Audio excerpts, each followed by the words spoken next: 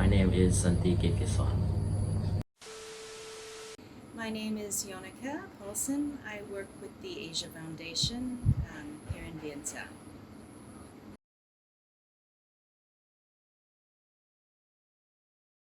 We have a lot of codes of conduct. We have about 27 different policies that relate to how we behave at work. So we have a general business code of conduct that covers most, but we have a lot of smaller codes of conduct relating to treatment of children, sexual harassment, all sorts of different codes.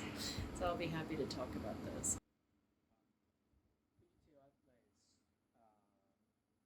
Sure. So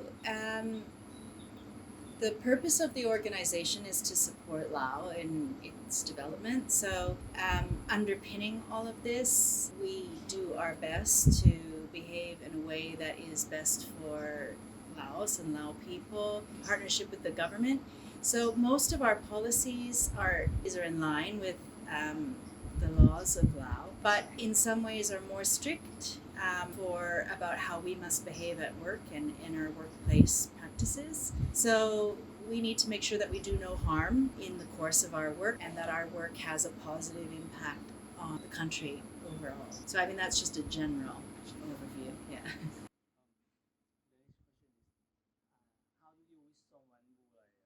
So we have a few different ways. Inside our office, it's encouraged that we either, if you're not the supervisor of that person and you see something that's happened, then your responsibility, and we all agree that we all sign that it's our responsibility to report in some way. So we have a few different ways in which we can report. We can report directly to our supervisor or to HR. We can report to our country representative a little bit higher if we're not sure about talking to a supervisor. We can report directly to headquarters, and we can also report anonymously if we want to. So we have, we actually, one of our codes of conduct or one of our policies is called a whistleblower policy. And I don't know if you've come across this term this week or these 2 weeks while you've been studying, but it means that the whistleblower, the person who reports, is protected by the organization, and that we do everything we can to make sure that people feel safe to report, and we investigate immediately. We try our best to keep that person anonymous, but sometimes that's not possible. We work with the person to make sure that they're protected in their job.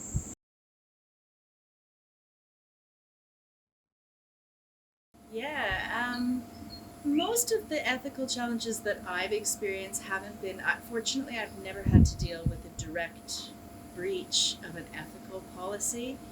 But in implementing projects, I've definitely seen where I've had to work with people to make sure that the choices they make, maybe it's even just choosing a contractor fairly, or maybe it is working in a situation where the way we implement something is true to the design of the project. So, for example, when the Asia Development Bank roads project, there are protections there for local people to make sure that if there's an international crew coming in, they behave properly, and there's a requirement for training. And it's very easy to pass that training directly to the contractor and put it in their contract and say, you do the training. But it's important in the implementation to ensure that the training happens, that it's complete, and that everybody on that international team and the community understand what their rights are, so that people are not treated badly in the course of the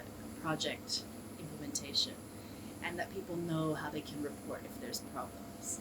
I don't know if that helps a little bit, but yeah, it's making sure that things happen. Rather, there's easy way outs where you can go tick, tick, tick, we did it. They all signed the paper, it's fine. But to actually check again and make sure it happened, that's, I think, the big challenge. Um,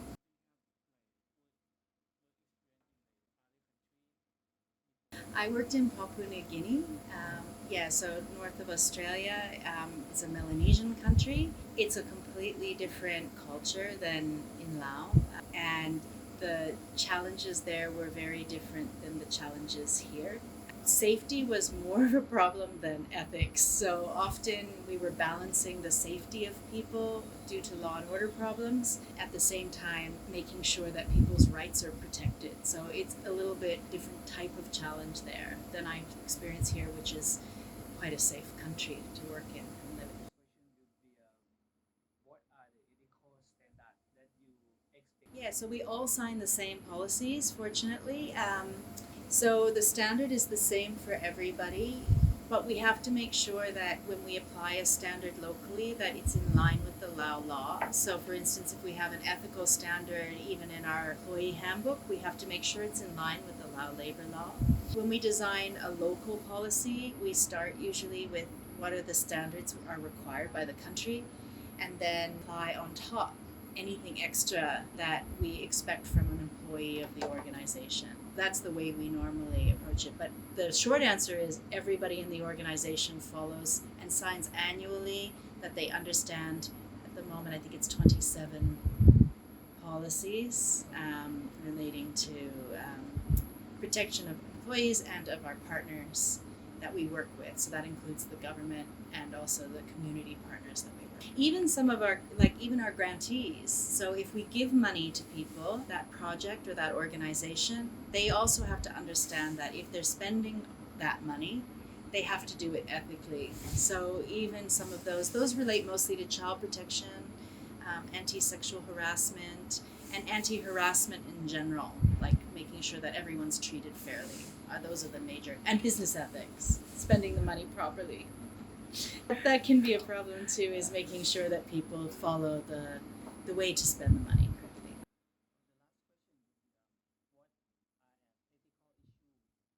Maybe it's, I think, similar to what I was just saying, is that although we have the business ethics, we want to make sure that people are transparent about the way they spend money, fair about how they choose a contractor. Those are common business ethics. We also want to make sure that when people are spending our money or our staff members are implementing projects, that there's no harm going to children, and that everyone is treated fairly as individuals in the implementation. So we're a little bit different that way, I think. Now, our organization also tries to protect the environment as well. So even environmental principles, we're looking at ways to have a lesser impact on the environment. So we're improving all the time. It's not our strongest area, but it's an area we're working more and more toward. And I would say that a lot of our projects actually, just by the nature of the project, are about promoting ethics, because we work very closely with the Ministry of Justice, and we work very like one of our biggest projects is with the Faculty of Law.